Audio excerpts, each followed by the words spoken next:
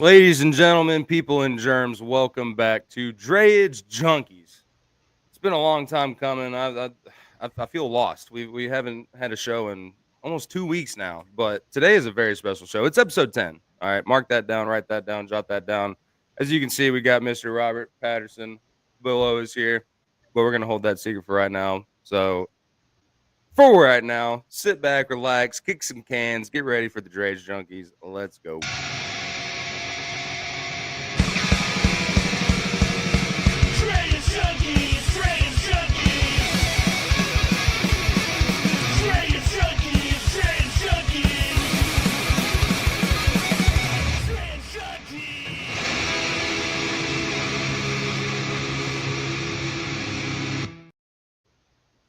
Gentlemen, how are we doing today?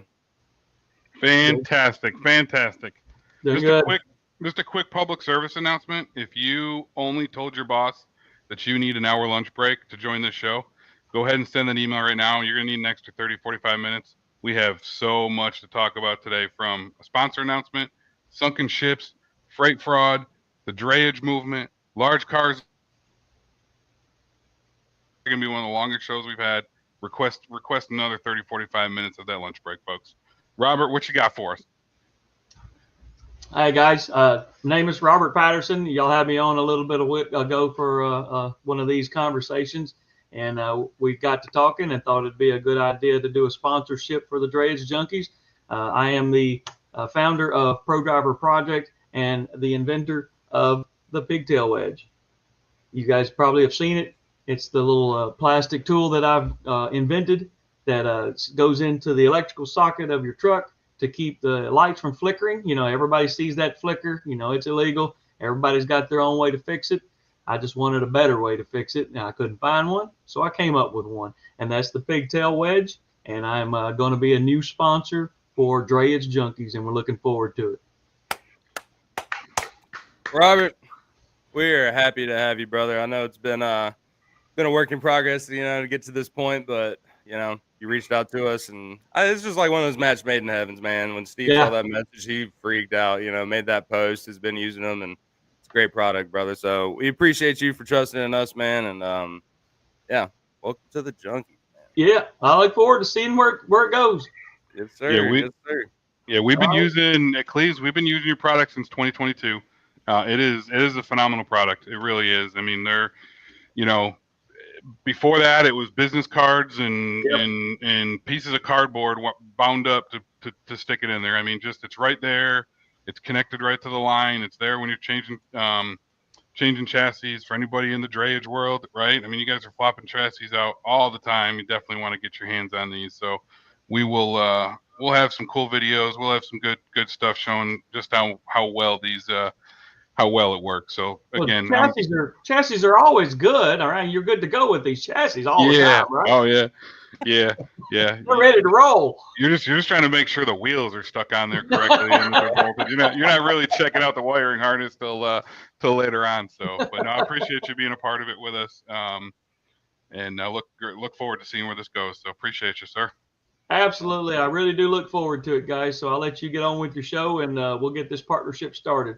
Yep, and Robert's we'll have an email going out this afternoon to all of our junkies. He will be offering and I don't know if you want to introduce it now. Yeah, absolutely.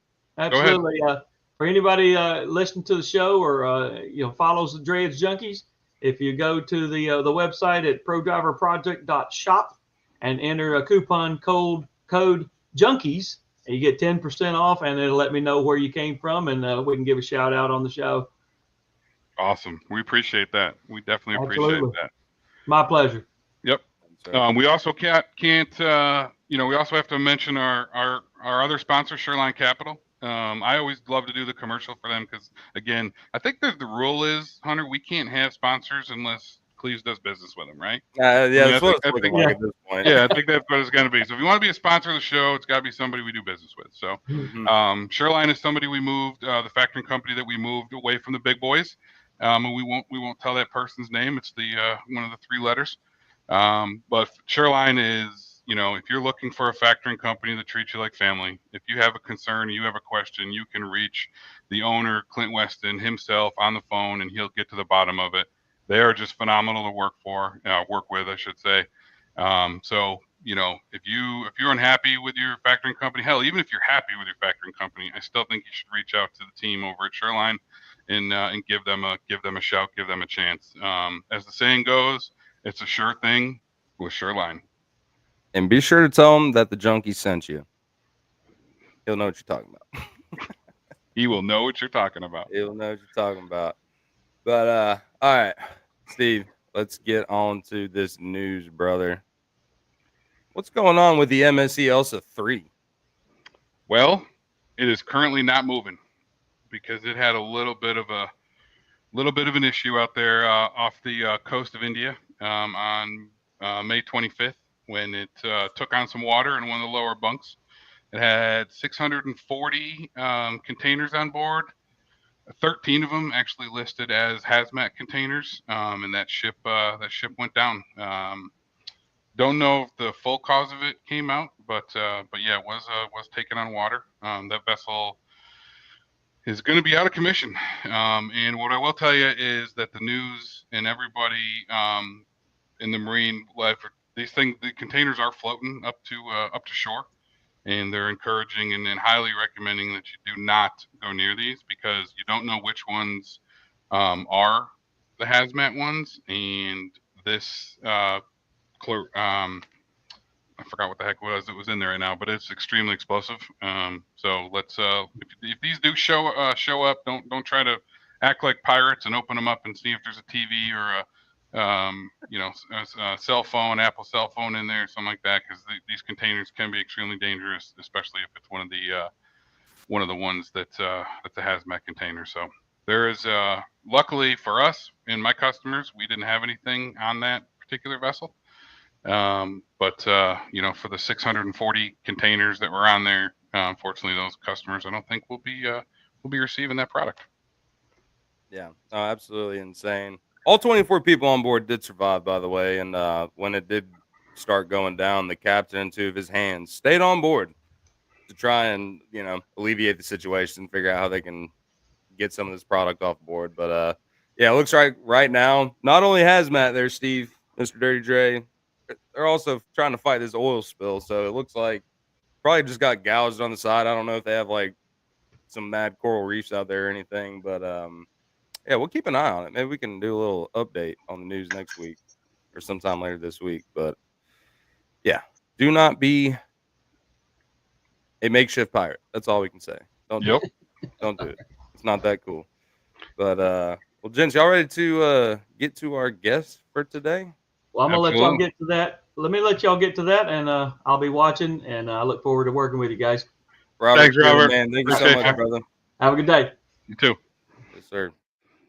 The pigtail wedge, man, better than a business card. I will stick in my mind forever, forever. But ladies and gentlemen, we got a great guest on today, Mr. Andrew Sloan. He's a fellow deadhead. He's a Drayage junkie. Bring him on.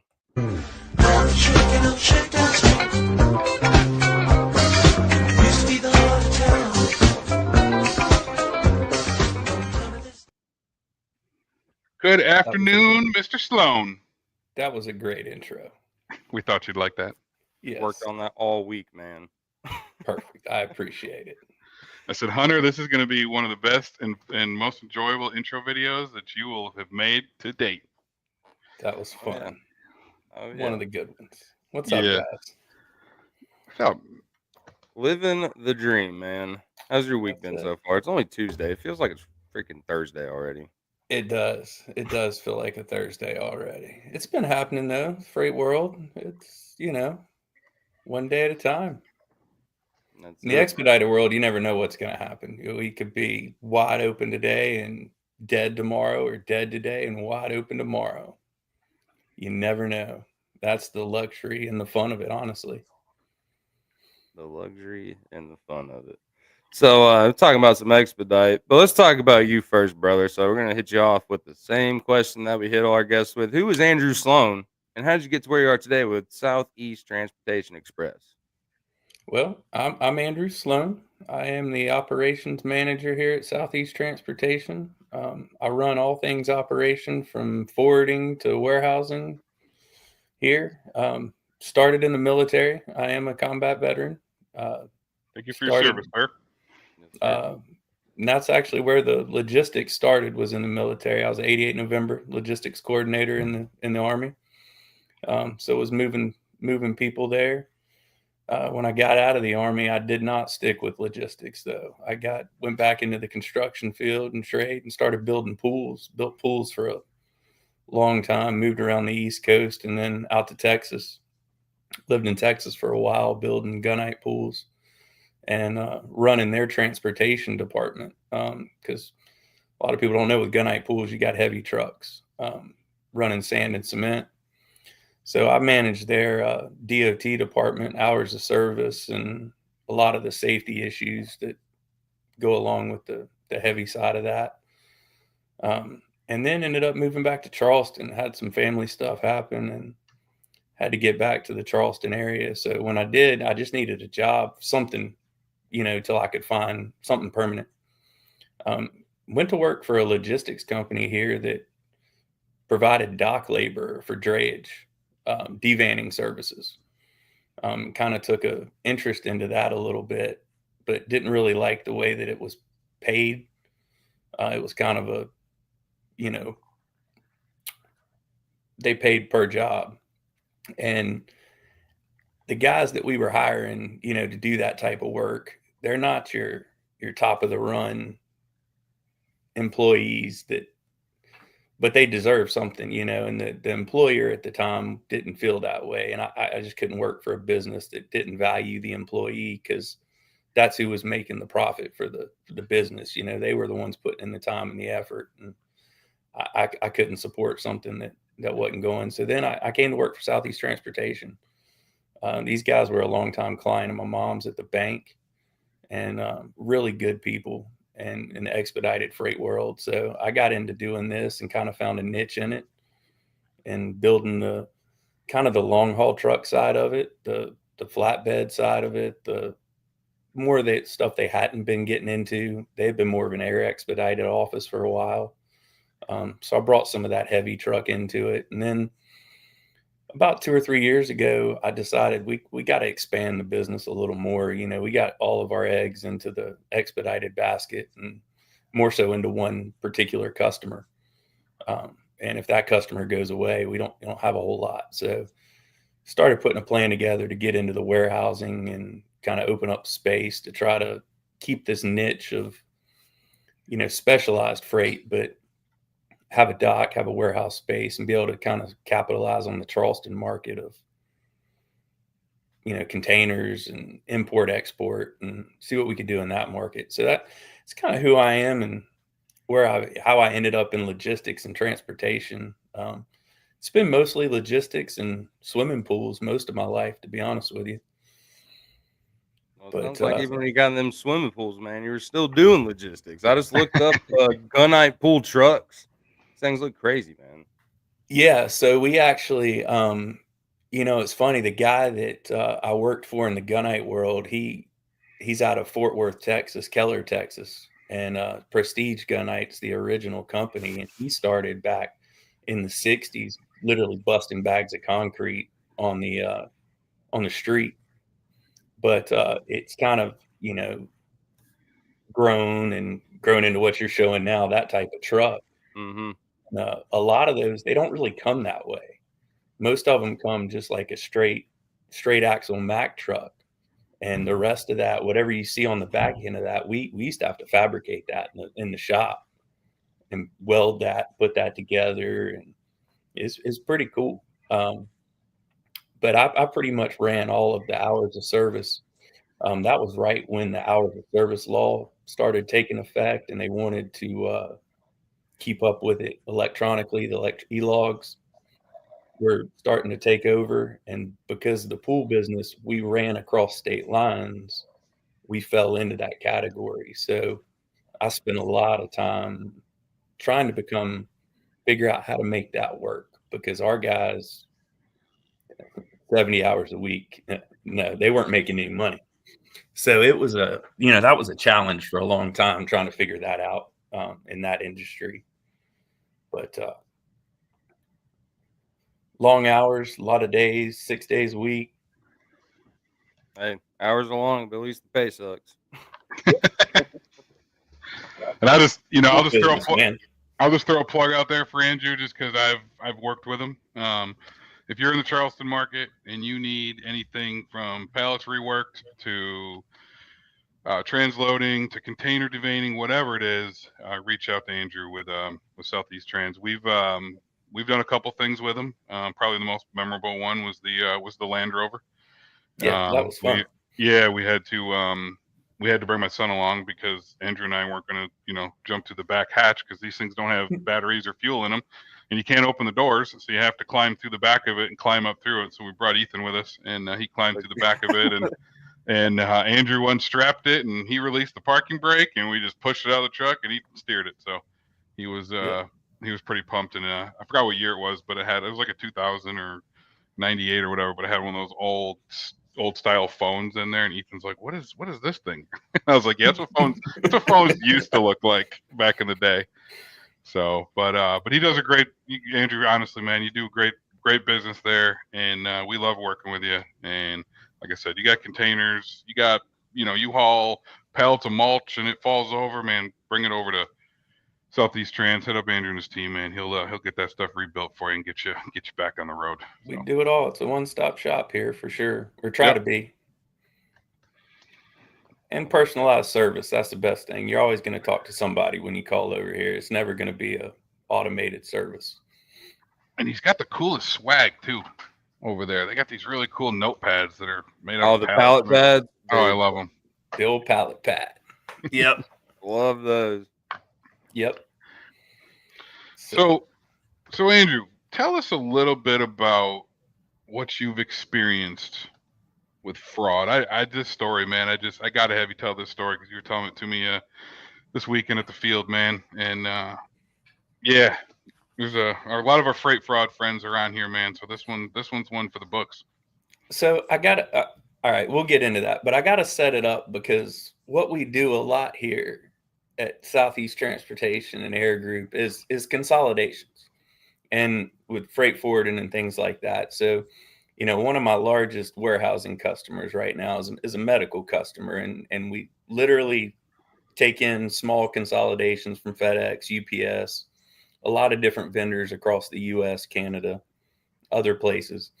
And we take them into our warehouse and we consolidate it into one large pack. And then we ship it to Haiti right now is where it's going to support some of the stuff going on down there in Haiti.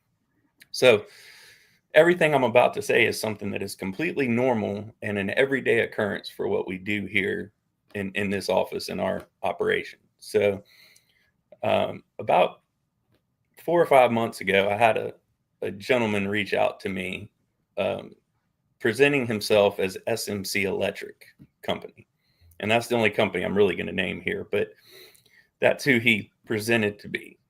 And he proposed wanting to work with us as a cross-docking facility and needed us to consolidate several small parcels into a larger parcel and ship out several times a month, 4 or 5 times a month, which, again, something we do all the time.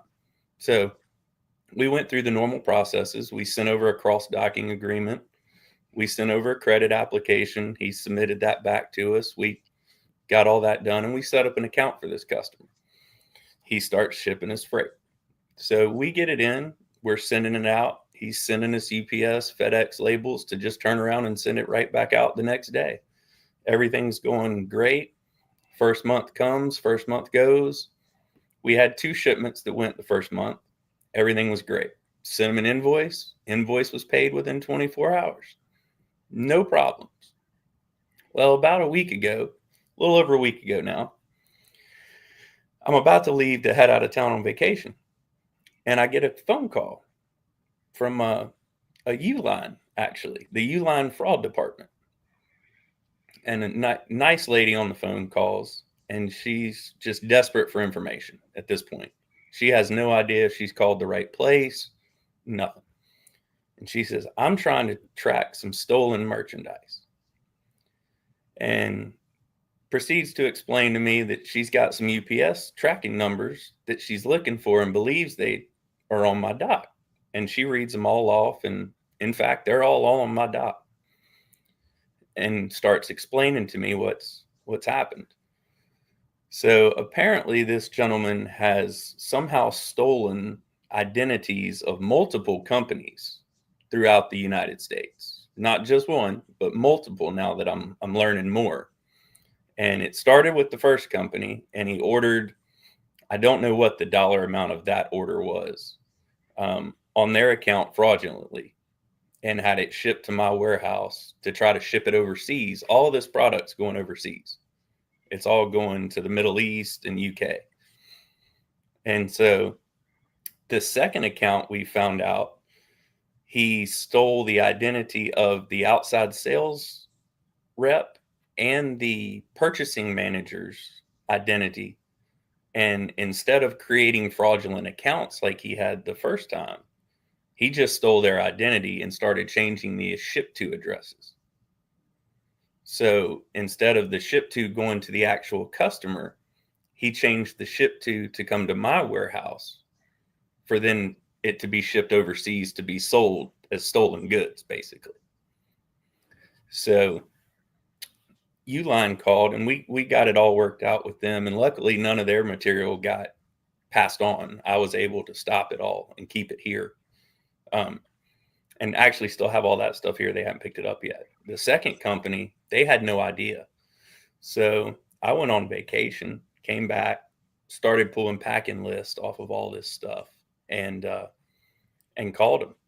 Just called the company and said, hey, here's kind of what happened. And they had no idea that any of this was going on until I made them aware of it this week.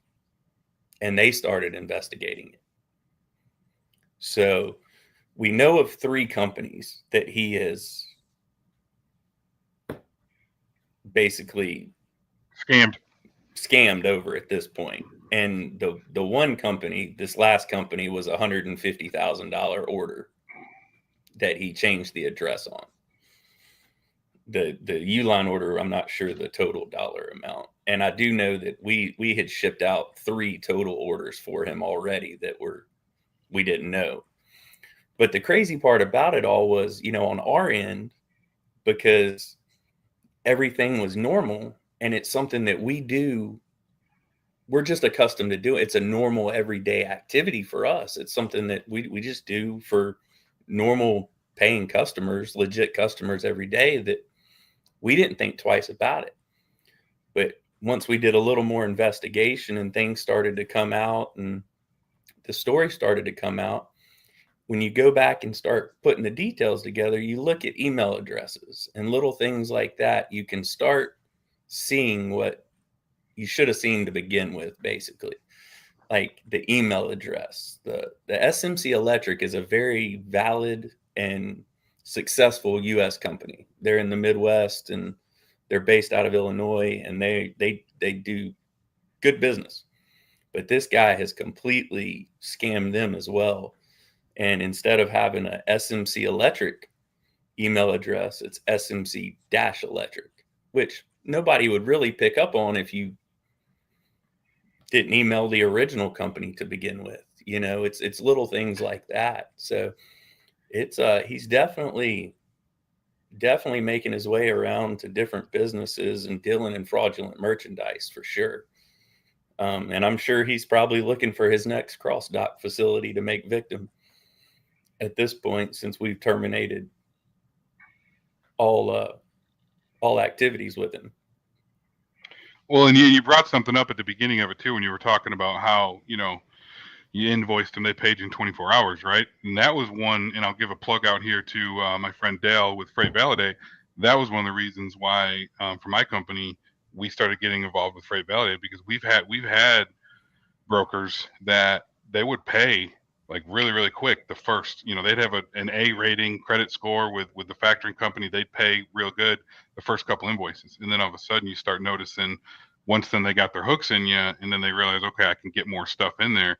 Then all of a sudden they're ready. The rating will start dropping. And then all of a sudden now they went from an A to an F, and now they're not paying their invoices and stuff like that. So That's how a lot of these scammers work, right? At the beginning of it, they make everybody feel warm and fuzzy because they pay everybody real quick right off the bat. You know, everybody's like, "Oh, great company, right? They're paying us." If they started not paying right off the rip, right, people would shut them down a lot quicker. So they're sneaky.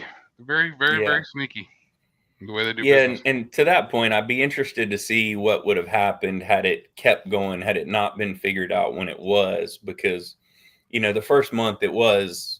Now, hindsight being 2020, you look back now and you see all the red flags. They weren't really big red flags at the beginning. They were all, you know, very, very minute things that they wouldn't signal anything.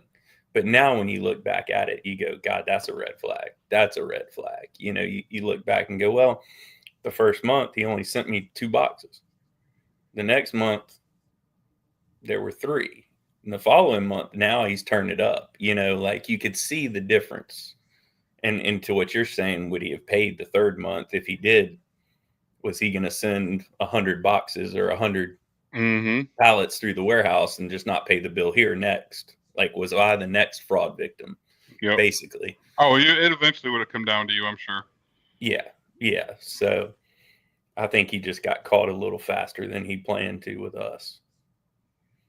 That's absolutely. But unfortunately, there's, you know, where is he? Is he here in the U.S.? Is he in the Middle East? Is he in Europe? Is he in Canada? Is he in Mexico? Where is he? You know, in the days of age of modern internet and technology, you know, all of my communication with him was via email.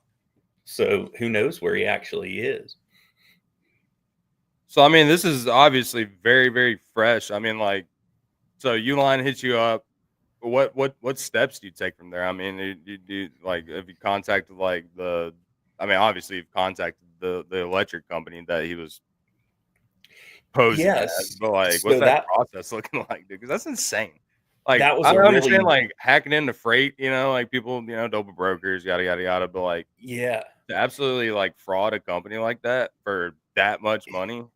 It's been some really weird conversations on our end, to be honest with you, because you're calling people and you're going, well, this is what's happening. I might have something of yours. Like, you feel like you're the one who's stealing from them, you know, because you've got the product, but you really were just an innocent bystander in the whole game, you know. So it's been interesting as far as on our end. We have tried to, because, you know, like I was saying earlier, you know, we've been in business 37 years and we have tried to maintain that stellar reputation of being just the utmost, you know, reputable company.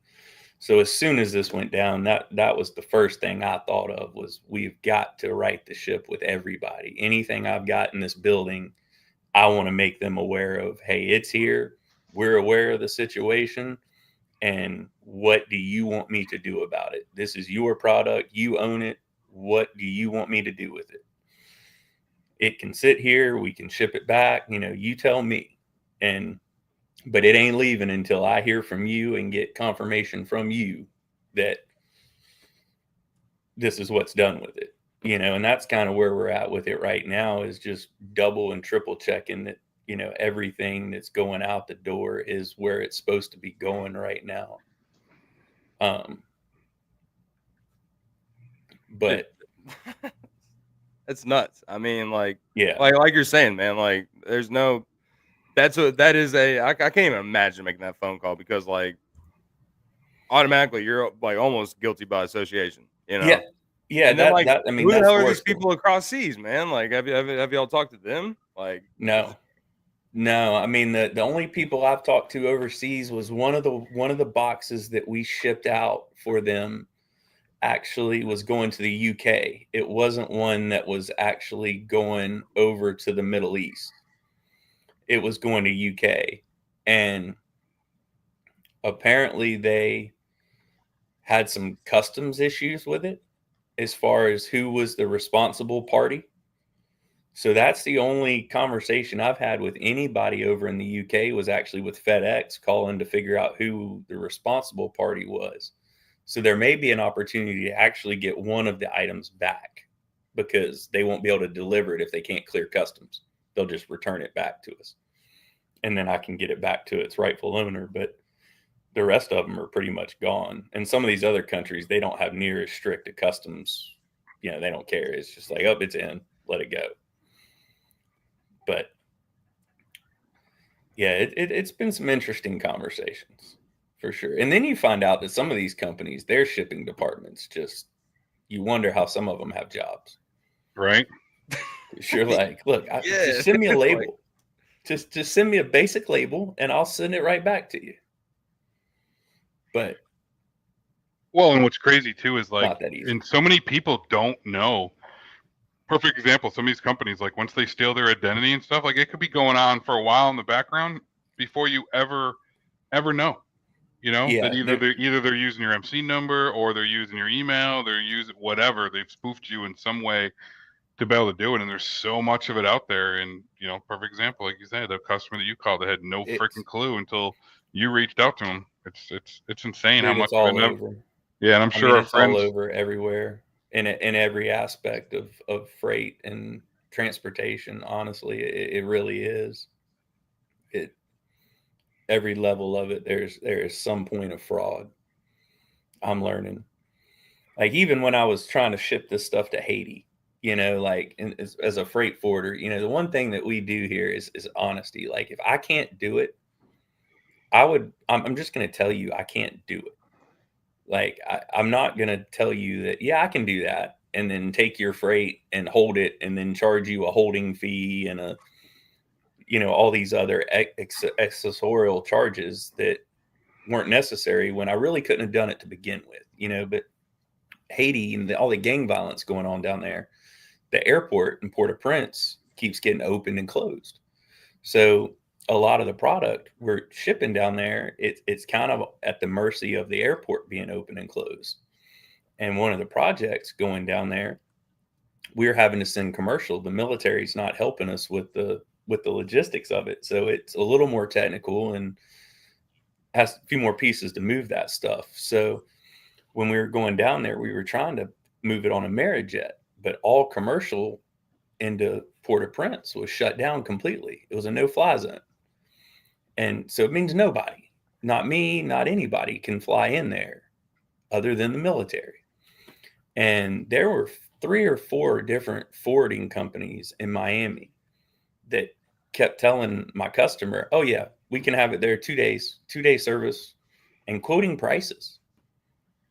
And every time I would ask them, I'd say, okay, sounds good. I'll get it to their dock in Miami. You just tell me when and where, give me an address. But by the way, who are they moving it with? Because I have accounts with every airline. I mean, if they're moving it, I can move it.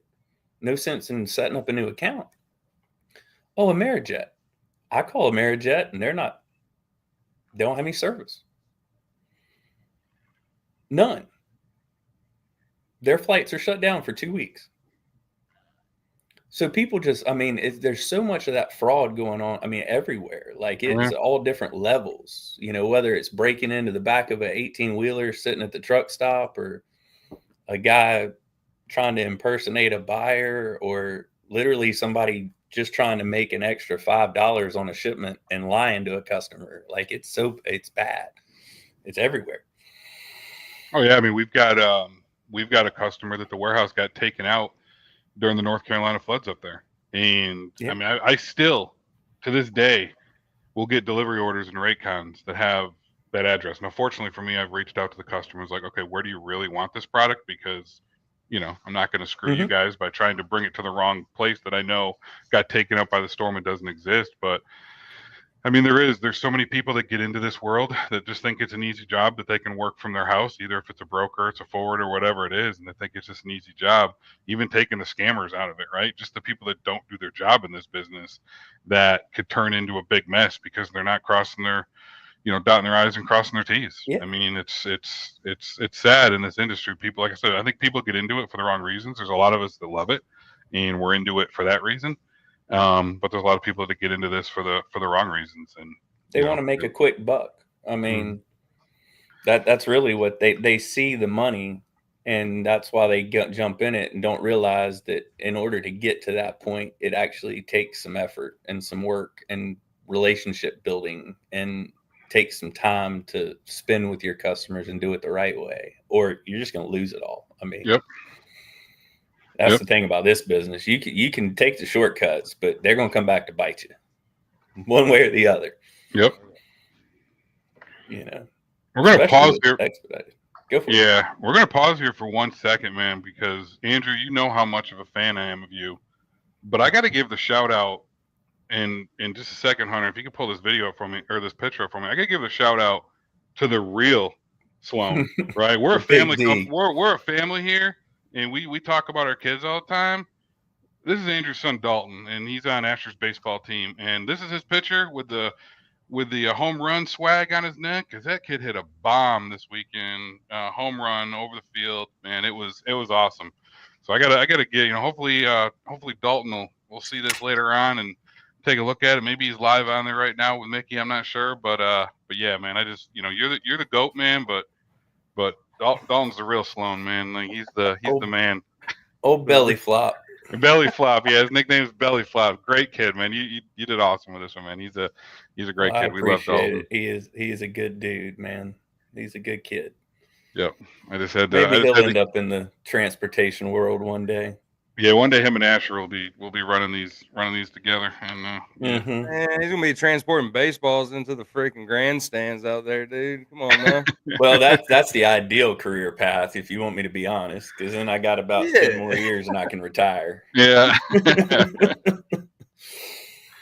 Yeah. So. But to shift a little bit, and we'll come back, Andrew. We can come back and keep talking whatever you want, but we want to talk about the drayage movement for a minute here, right? Because this is the Drayage Junkies, and Hunter and I just got back from Large Cars and Guitars, and you heard us talk about this a few weeks ago or months ago when we got back from Matt's, and there was just no representation at all with drayage at Matt's. And as much as we loved the show and the amazing trucks and the show that Tony and his team put on at Large Cars and Guitars, again, there was no drayage representation. Right, so we're going to continue this movement, the drayage movement, to get the drayage industry, because nothing moves. If it, 90% of everything that's rolling around here at some point was on a ship. Even if it was a part, maybe it's not the full product, but maybe it was some part of that product at one point was in a can, right? So we're going to continue this freight movement. In a special moment from that show, Steve, I'm not sure if you remember, it was the last night, and we're talking to old Scott from Easy Claw. He said, "What's drayage?" Dude sat there and schooled this man for 30 minutes straight. So everybody be on the lookout for the petition. We're getting written up. We got our lawyers, and we got to run it through the judges and everything. But be on the lookout, because we will be representing when Steve gets his brand new Peterbilt 389, whatever Pete. There's no K-dubs. Pulling that nice container, the mobile studio. Have you seen that yet, Andrew? I've heard the idea.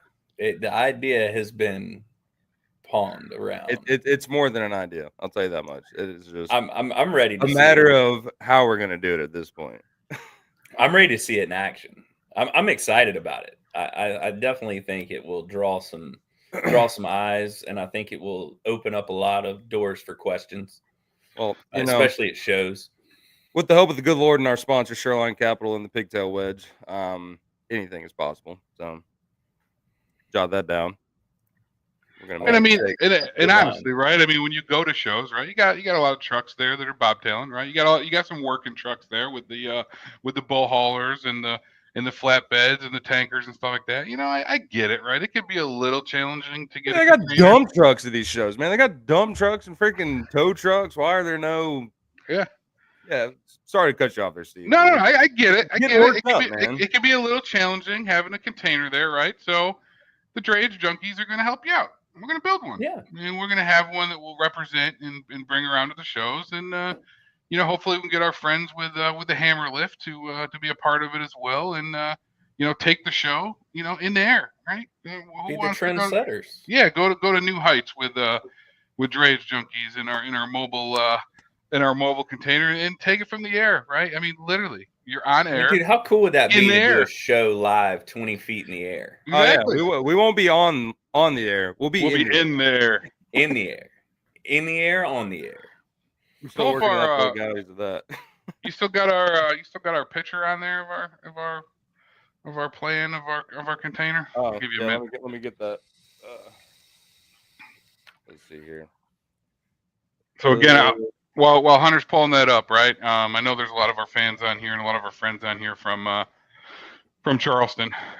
Please, guys, reach out to Andrew and his team. There's a lot of these containers that need to be deveined, and either it be cars, it be whatever it is, right? He's got about 10,000 square feet of storage. He can store this stuff for you. He's got a great team there. Can't speak highly enough about him. So, and if you need, drayage assistance, getting it to him, Andrew, who's your carrier of choice here in Charleston? Cleve's Logistics lined up for that here in Charleston. They'll be happy to get that to us. Yeah. So what are some of the other services that Southeast has going on, man? I heard you talking about, some OTR stuff, flatbed work, like. Yeah, so we're kind of a two-part business here. So the front of the house, we and that's kind of where Steve and I make a great partnership, because he allows me to be everything now. Like I'm able to offer to my customers a complete one-stop shop. Being a freight forwarder, majority of our business is expedited air freight. So we do a lot of stuff for, like, Georgia Pacific is my largest client, the pulp and paper industry. So we do a lot of their back end stuff, hot shots from mill to mill. A lot of their supplier distribution is what we do. That's mostly the front of the house stuff. And I do some trade show stuff as well. A lot of like registration stuff for trade shows. And then I got a pretty cool deal with a sports wall, this new innovative sports wall that we move around the country. It's kind of, we've been doing that was one of the container projects that Steve Cleves did for us. He brought it to us that came in from China, but it's a big, like 26 foot wall that it's all interactive. You just throw a ball at it and the ball goes into it. It's almost like a golf simulator, but for all sports, soccer, pickleball, whatever. And it's mobile. You can set it up. It's really cool, man. So we moved that around the country for him. But that's all done in the front side. And that's a 24-hour operation, 24 hours a day, 7 days a week, 365. And then in the back, we've got 10,000 square foot of storage space. We'll do cross docking, transloading, pallet reworking, trailer reworking. A lot of the stuff we do here where we're located at, truthfully, is trailer reworking. A lot of guys will back into the dock and need us to unstack a dry van. They've got 2 levels. They got something up on a load bar and just need it down on the ground for delivery, on the floor of the truck. So we'll just rework their trailer and get them squared away to finish their delivery here in Charleston, or they've delivered in Charleston and we're reworking their trailer to get them back out, or they got loaded wrong. We do a lot of that here too, where they get loaded poorly at the shipper and they hit the weigh station and one axle, they're really off on the back axle or something, and we'll have to shift that load around so to make them legal weight to get all the way where they're trying to get to. So a lot of that trailer reworking. We're really close to a Walmart distribution center here, about 4 or 5 miles. So I handle a lot of their reworks where stuff turns over, pallet reworking. We will handle about anything in the freight business that you can throw at us. We will figure out a way to make it happen here. Have you ever hauled bees? You ever hauled what? Bees. Like honeybees. No, dude, that's the strangest freight request I ever got. It was like my second year as a broker, and so I was like, "Yeah, I got a truckload full of bees. You need bee tarps." I was like, "No, I've never hauled bees. I have chartered an airplane for a technician before in the middle of the night." All right, tell us about that, because that is like one of the most interesting things that I've ever heard. Like, one of the companies I worked for up in Chicago, I forget this dude's name, but he was like, "Brother, If you want to make real money, charter an airplane, find the customer, find their customer, and make it work. He said he made like so see, we do $200,000 in like I've done 3 like months. 5 of those this month. We do those all the time. The charters, air charters, we do all those all the time. That's a pretty common occurrence for us. We've done 5 of them this month. Yeah, we do those quite a bit, especially for like Georgia Pacific, the paper mill. So what it is truthfully, it gets into a situation where a lot of the movements we do for the paper mills is we help them out when they're in a down situation. When they have a machine break or something like that, we'll transfer the part to fix it from one mill to the other, or from the supplier to them, and rush it to get it there so they can get back online. So what they'll do is if they've got a producing line that's going down or that went down and it's not producing, they can be losing upwards of $100,000 to $250,000 a day in revenue by not producing on that line. So they'll basically, when they call us, it's okay, well, how fast is the normal way to get it there? Well, we'll get it to you in 18 hours normally, commercial route, right? And then they'll say, well, what's the charter price? Well, it's $48,000 to charter it. Okay, well, we can have it here in 4 hours chartering it versus 18 regular. We're going to save, X amount of dollars by chartering it. That's how they justify it. But we'll have like, and those prices. Sorry, I was going to chime in real quick. So when you talk about those things shutting down and the cost to it, we've got a customer that builds turbos for for GM and Chevy and stuff like that. And if they're waiting on containers to get over here with these parts in there, and if they don't have those in time, especially as these ships are getting delayed, you're talking $40,000 a day. They can be fined. It's huge. Yeah, it's huge. It's massive. And that's what they look at the end of the day. They have somebody that sits in an office on a spreadsheet and does a cost analysis and goes, well, it's cheaper for me to pay $50,000 to get the plane here than it is to be down for 18 hours and lose this much revenue. And so that's, and it kind of goes in waves. We'll go 6-7 months where we don't charter a plane at all. Nobody's really in a down situation like that, or nothing's breaking. And then we'll get in these waves like we're in now, where I think we've done 3 this week. It just kind of goes in waves. And then a lot of times it's different stuff. It's parts. But the one we started with is they had a machine that was down, and the technician, apparently there was only one guy that could fix this machine, and he lived in Florida, and the machine was in Oregon. And so we had to send a plane to Tampa to pick him up, to fly him to Oregon to fix this machine. But our charter, because we do cargo, right? We do freight. We don't do people. We're not people movers. We're in the freight business. Would you have to do stuff them in a box? No, when I booked it, I had to tell the pilots that he was carrying the part.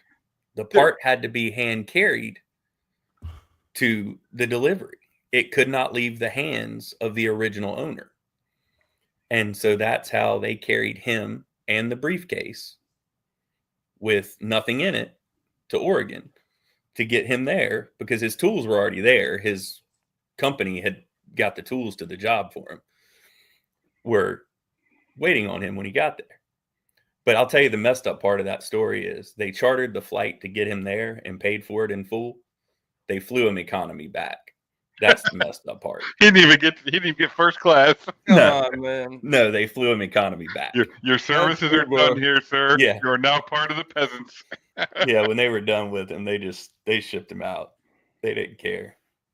But that's the cool thing about like the expedited freight world, and truthfully why I love this business, because it at the end of the day, it's always the same thing. It's freight, right? We're dealing with the freight business every day. That doesn't change. But every day is something different in this world. Like it is never the same thing. I mean, we have the common, a 5-pound box from here to here. Yeah, that's pretty common. But there's always something new, something challenging that you get into in this world that kind of keeps you on your toes and makes you think a little bit. It's always something challenging that, oh, can I get this there a little faster, or can I do it this way and save a little bit more money? But I will say we're in a different world of logistics, because price isn't really like, my customers don't ever, very rarely do they ask about the price. They're It's not not asking you for the best rate. They just want that shit there. Know that they want the service. Yep. They want the service. They want to know that when they set it up and they send that email, go for it or do it, that it's done. When I told them it'd be there in 12 hours, it's there in 11 hours and 58 minutes or less. And that's the last time they have to worry about it. And that's what they're paying for. You know, and that's kind of what we offer here, is that guaranteed or your money back. And most people in this industry don't offer that. But we do. Dude, chartering airplanes to go pick up a freaking mechanic. Yeah, man. Out there. That's wild. I've only met one other person that's done that, and it was for a factory, manufacturer, whatever. First thing opening up, and he freaking sat in a FedEx plane or whatever with this box, showed up, and everybody's like cheering him on. You would have thought that he was the freaking Rolling Stones walking out. Oh yeah, and it gets like that. But I mean, but dude, that's crazy though, man. Like, the fact that he had to stay with that product the entire time, and he's the only one that could touch that box. Like, what's in the box? You know, like. Well, and that's the crazy part in what we do too. Like, I often wonder, like, you couldn't, there's not somebody else closer that could have fixed that, or there's not. And a lot of the stuff we move, I'm like, you just paid $2,000 to move a 20-foot piece of pipe, PVC pipe. You couldn't have gone down to Lowe's and bought that for $12.99 and saved yourself a couple grand. Which it's good for me, because we're in the business, right? And I love doing whatever I'm doing, but I often wonder, and I've asked, I've got a couple customers that I'm in this business for relationships. So a lot of my customers, I can just ask that question, dude, like, why you letting me charge you $2,000 and not just going to Lowe's, man? Like, what's up with this? And a lot of it's because it's specialty product or stuff you can't just go buy off the shelf and things like that. Over the years, I've learned that it's things that are special orders or special manufacturer products or things that are specialty to the trade. But some of the stuff, it just blows my mind. It's like you wouldn't even think that people would pay that kind of money to do it. But some of these companies, they don't have a budget. Yeah. I mean, like GP, go on. GP, they're $1 million POs right off the rip every year. Yeah, well, in the cost of it, if it goes down, right? So you have a technician you can count on. Hey, the money's worth it to get that guy here, right? To pay for the part to get there, right? I mean, hey, we know this part's going to be here. I'm not going to go to Lowe's and pick up one that might not be the same quality, whatever the case may be, right? So because there's so much cost when these when these plants shut down and have to shut down for that reason. So yeah, absolutely. Well, it's like that. I don't know if this is like just like one of those stories that old people tell, younger folks, but it's like, there's like this boat and it has this knocking in its engine and it can't run. And they bring in this mechanic and he spends 20 hours trying to figure out why this boat will not run. And he just cannot figure it out. Charged them $2,000. We'll call it. Well, they call him this old dude. He comes in, knocks around a couple pieces. In 5 minutes, he says, I know exactly what's wrong with this. Charges them $20,000. They say, well, why are you charging so much? He says, you're not paying for my time. You're paying for my experience. Yep. It's one of those things, like, even with your freight, man. I tell my customers all the time, or even prospects, it's like, what's the value of the product you're shipping? I work in the wine industry right now. We ship high value wine. And red wine, if it ships when it's, summertime, it's hot. It's going to split. It's going to start coagulating, man. And it gets thick. And I tell my customers, I'm like, look, do you value your product as much as you value your customer? Like, yeah. Well, it's like, well, why not transport that product with the same value of service as the value your customer? Yeah, exactly. Yeah. It's like, you wanted to show up being all nasty and gross, just to save a couple bucks. Yeah, it doesn't always go over well, but when it comes July, when it's 105 degrees down here in Tennessee or Georgia or wherever, get that phone call. But No, this business is all about relationships and service. And at the end of the day, service wins no matter what. I mean, the people that provide service, we're going to get undercut with price. We're going to lose the ones to price, but I'll be honest, those are the ones I didn't want to do to begin with. Yep. Because they're the ones that end up being the bigger headache at the end of the day to begin with. So service always wins, and you end up with a better clientele, and you end up with a better book of business and a better setup for yourself at the end of the day if you just provide the service. Yep. Don't want them customers with that champagne taste with beer money. You know what I'm saying? That's right. That's right. And we talk about it all the time, right? It's know your worth, right? I mean, we have a name Yeah.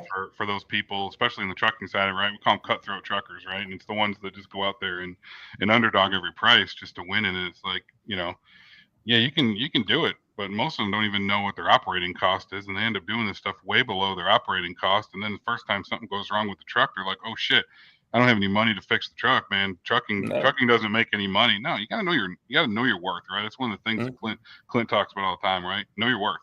And there's times, you know, we've set the truck just because it was like, it just didn't make it. It just wasn't worth it to, It makes sense, you know, to do it, you know, and so, yeah, just know your worth in this business, and customers will always come back to you.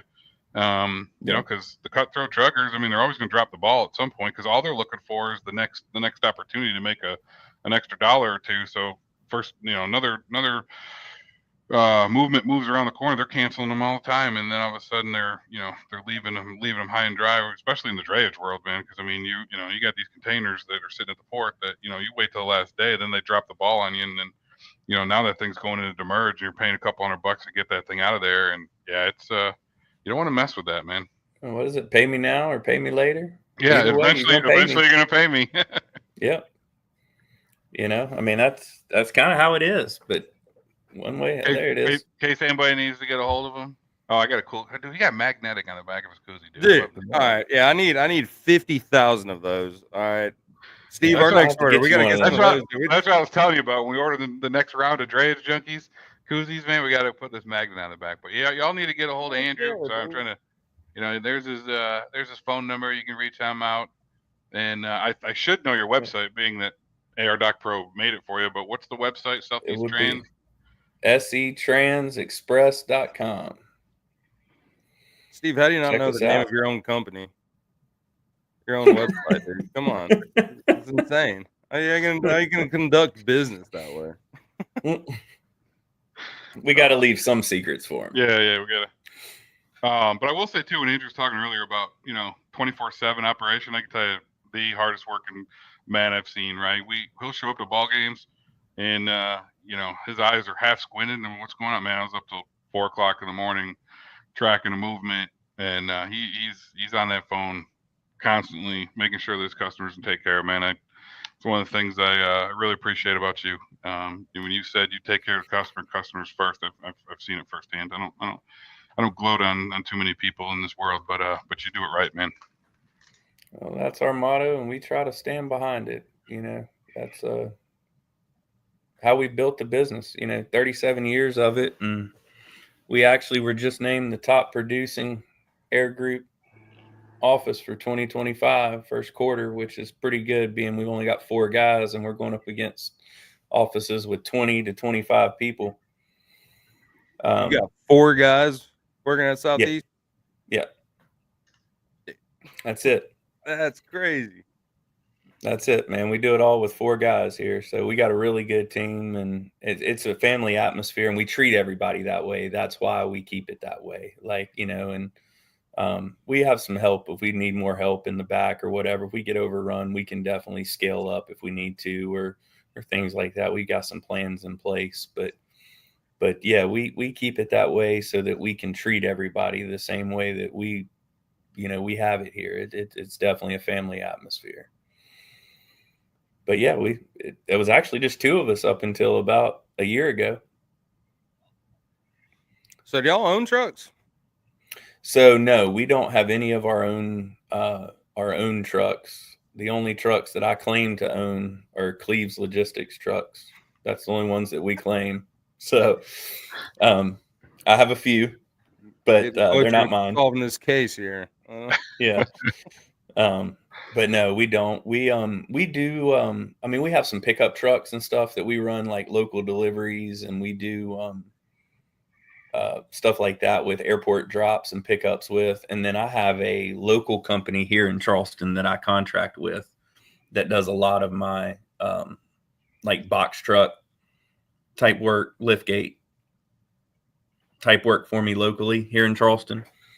But that's actually something that we're looking at growing into, is adding a couple local like 26-foot box trucks, liftgate type setups.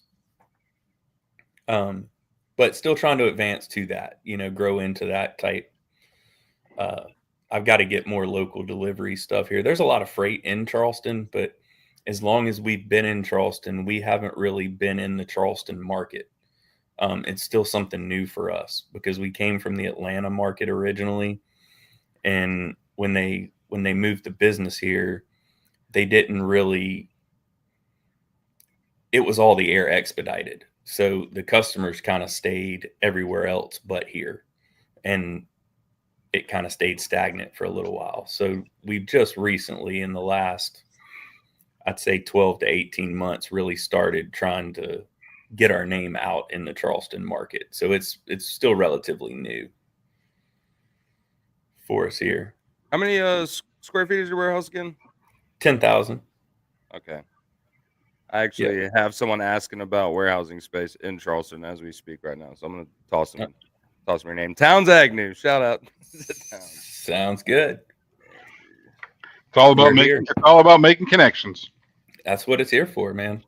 Yep. Heck yeah, man. So what's next for you guys, for you personally, and for Southeast Trans? What's any big announcements or anything new you guys are looking to do besides do more drayage? We do want to do more drayage. That's exactly what we want to do.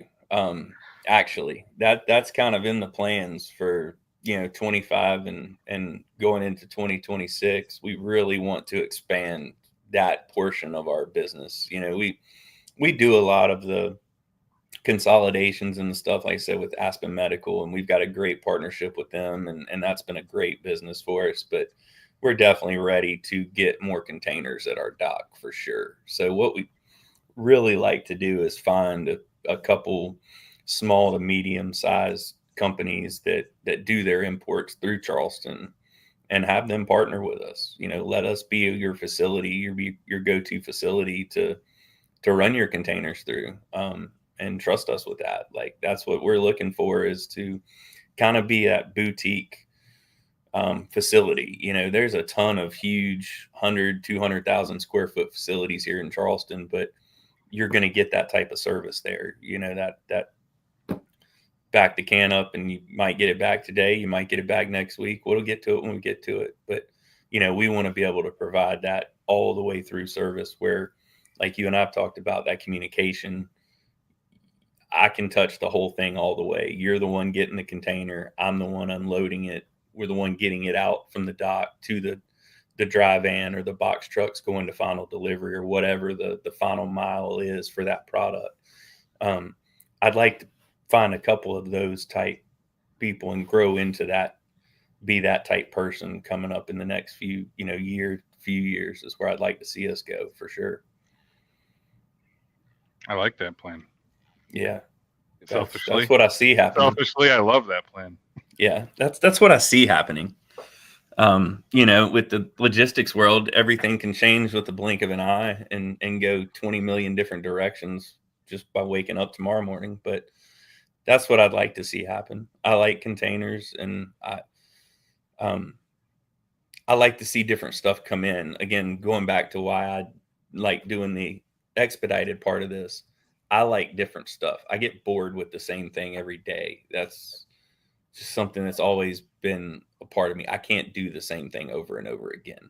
No offense to people that do, but I couldn't go work in a bank 9 to 5 Monday through Friday. I couldn't do that. It's the same monotony of doing the same thing, going to the same place over and over with the same thing. I couldn't do it. So with what we do, it gives me the stability of the job security, but I get something new every day. It's kind of the same process, but it's something new. It's a new item. It's a new way, a new thing, a new something coming in. And it's usually something pretty cool. Yeah. Yep. That's the cool part, because everything's got to come in on a boat. Everything comes in a container. So at some point it comes in a container, in some form of a container. It might not be a solid one-piece container. It might be open or different forms of them, but it comes in a container. Yep. So I just like seeing all the cool stuff and trying to figure out how to get it out. That's also interesting. Like we had that one container that came in with a 20-foot swim spa, 8,000-pound rack of granite, 2 pallets of sheetrock, and a tree. I mean, is that granite still there? Still there. It's been there for like a year. Just over a year. Yes. Yeah, they're going on 14 months now. Been storing what for 14 months? You said granite? A couple granite slabs. It's like a synthetic marble slabs. They're like plywood sheets, though. They're like 8 foot by 4 foot, or they're massive. It's like 8,000 pounds of this like marble.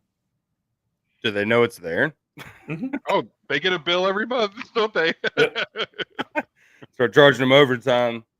They can't figure out how to pick it up. They want to pick it up, but they can't figure out. It's not that. They can't figure out how to unload it when they get it home. A crane, possibly? I don't know. They've had a year to come up with a whole year, and they've been just calculating how to get this done for a year. Still sitting here. Don't get many ideas, man. Keep that mailbox money coming, Yep. I'll just keep the car payment coming in. Crazy, dude. So, but yeah, but that's the cool part about containers, is like all of that was literally in one container. And you try to figure out a way to get all that out of one container. It's fun stuff like that. And then you have the boring ones that are just 20-foot contain cans of coffee, coffee bags that you got to stack, or light bulbs, or, there's generic ones, but a lot of them are fun. A lot of them got a bunch of neat stuff on them. And you never know, back to the point of the beginning with the hazmat containers, you never know what's in one of those containers. Never. Mm-mm. So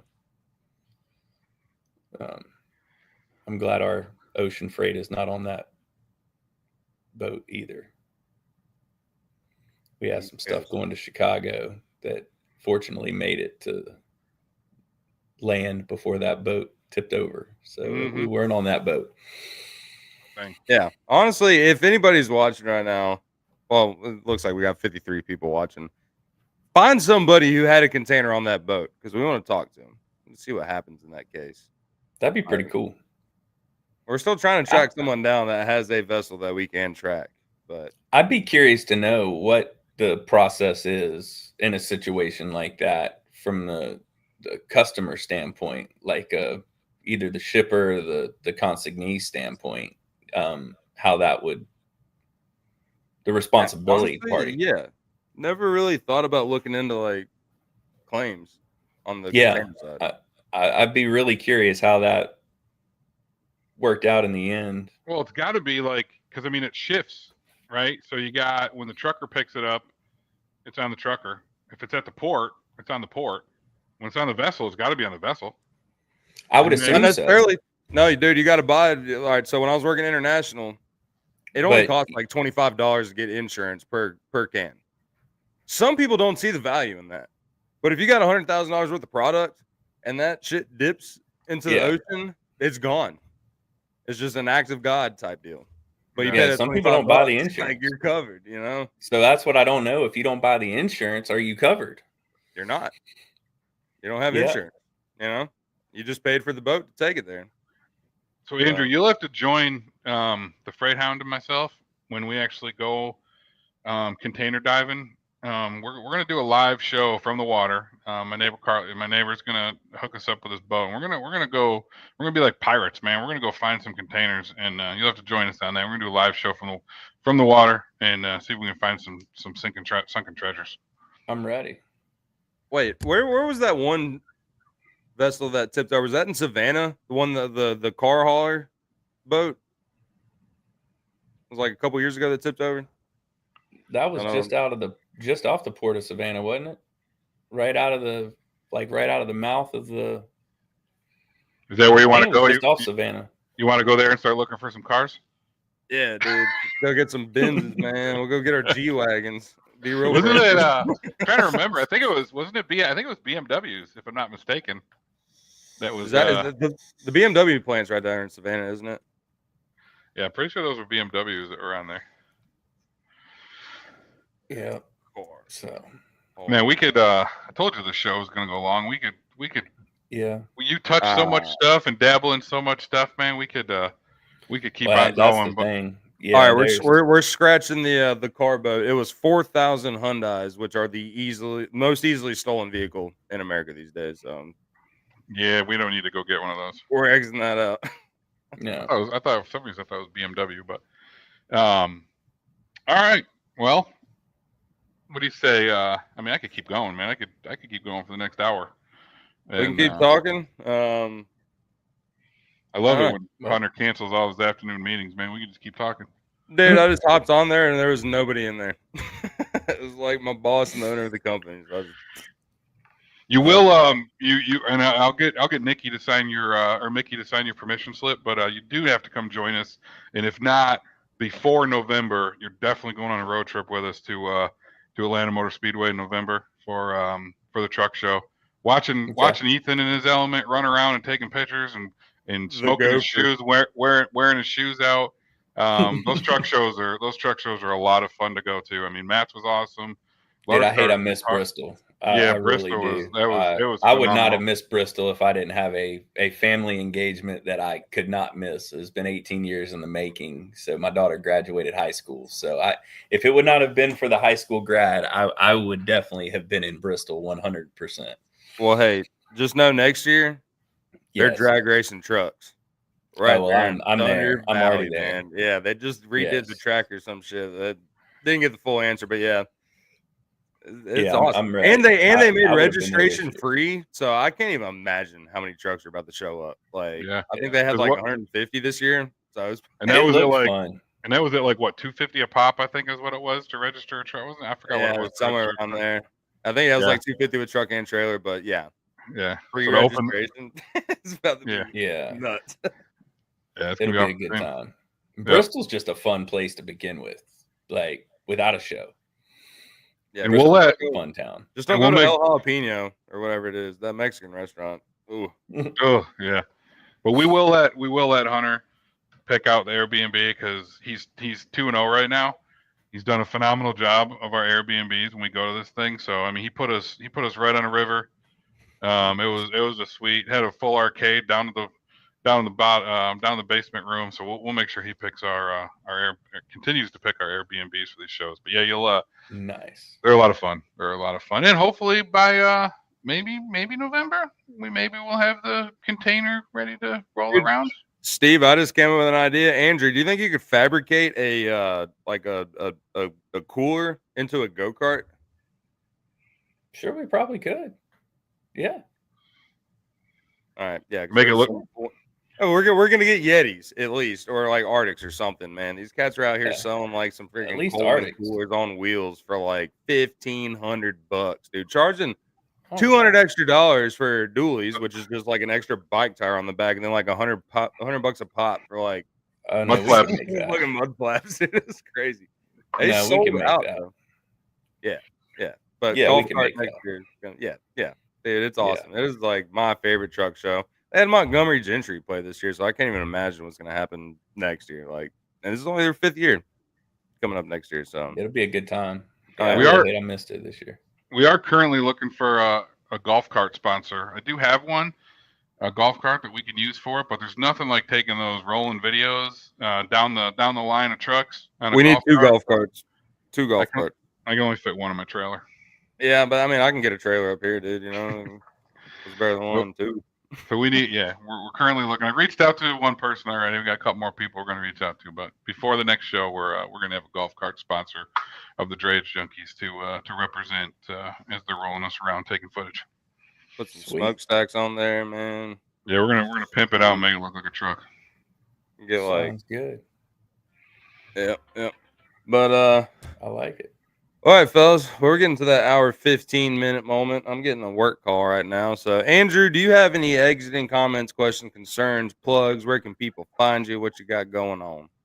I appreciate you guys having me on. You can find me at setransexpress.com, on LinkedIn, Facebook, 843-871-4288. We're here 24/7. The warehouse is only open 8 to 5, but we can be open anytime you need it to be. So yeah, I think we loaded that Land Rover on a Saturday. That was a wasn't it? Saturday. Sunday? Yeah. Saturday or Sunday. It was a weekend for sure. Mm-hmm. It was definitely non-office hours. Yes. But that's what we're here for. Yes, That's sir. by appointment only, but we will handle that for you. No problem. We're here to serve. So, but yeah, setransexpress.com. Let me know if I can help with anything else. And guys, it was a pleasure. It was fun hanging out today. Yeah, Absolutely. man. Hang up. What's up, Steve? No, I was saying hang tight. Don't go anywhere yet. But oh yeah. Well, Andrew, before this, you are now an honorary Drayage Junkie. It is a term of endearment, man. So anytime you're gonna pop on the show, give any updates for the company, yourself, you see a guest you want to talk to, man, you got a seat all day long. So I appreciate it. Yeah, man. We'll do it. Dirty Dray, what you got? Biggest news plug for me, truckingnewshub.com. We just launched Trucker Stories, and our first story was actually done on a new blog called Mile Marker. And the writer was Bobby, the very famous Bobby McGee. But you can go on truckingnewshub.com now and not only check out your news, not only check out your port cams, but we now have trucker stories on there. All this is brought to us and through truckingnews.com through Upwell. That's our presenting sponsor for truckingnewshub.com. We appreciate them. They're enabling us to bring a lot of cool new stuff to it. The next thing will be truck picks, right? So as we continue to go around all these truck shows, we're going to have some really good pictures of a lot of these trucks on there as well. Because I mean, you can get news, you can get your stories from the true unsung heroes of the open road, and be able to check out some really cool trucks. So feel free please go on truckingnewshub.com, go down the bottom and subscribe your email, and you can get your daily news sent to you directly right to your email every morning. So we do appreciate you, Mr. Woodfin. What you got for us? Well, I just want to say thank you to our sponsors, SureLine Capital, and our new sponsor, the Pigtail Wedge. You can go to prodriverproject.shop, use that code Junkies, get your 10% discount. Those things are great. Dirty Dray can contest on that. Love them. And SureLine Capital, I mean, it's a sure thing. Call Clint Weston. Tell them that the Junkie sent you. Find them on all the socials. Go to SureLineCapital.com. Get your money quicker. But next week, we got a good guest, a former Coast Guard, and has some crazy stories about inspecting container ships, cargo ships, all kinds of wild stories. But it's been a great time with you gents today. Thank you everybody for tuning in, and once again, stay classy, don't be trashy, kick them cans. We'll see y'all next week.